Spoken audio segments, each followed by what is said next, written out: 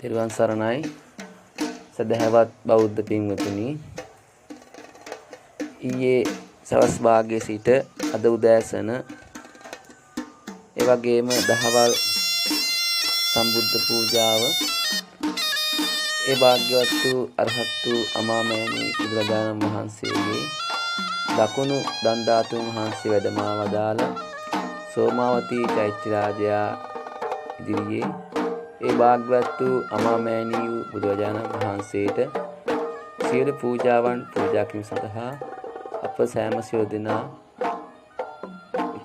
ඉතා ශ්‍රද්ධාවෙන් මේ පූජාවට සහභාගී වෙලා ඒ සියලු පූජාවන් ඒ භාග්‍යවත් වූ අමාමෑණී ගෞතම බුදුරජාණන් වහන්සේට පූජා වේවා, පූජා වේවා, පූජාම වේවා. ඒ පූජාවෙන් අපිට ලැබෙනා වූ ආනිසංස බලයෙන් අප සෑම දෙනාට නිදුක් නිරෝගී සුවයක් වේවා. නිවන් අවබෝධ කර ගැනීමට මේ පින් හේතු වේවා. දීර්ඝායුෂ ලැබේවා. තවත් පින්කම් කිරීමට යෝධ බල යෝධ ශක්තිය ලැබේවා.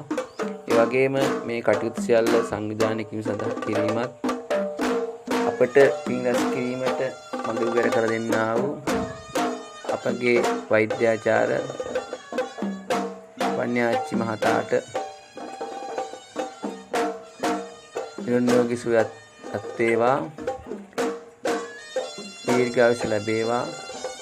මෙවන් පින් කිරීමට තවත් ශක්තිය ලැබේවා. සියලු දෙනාට යලිත් ලබන වසරේ මේ භූමියට පැමිණ මීට වඩා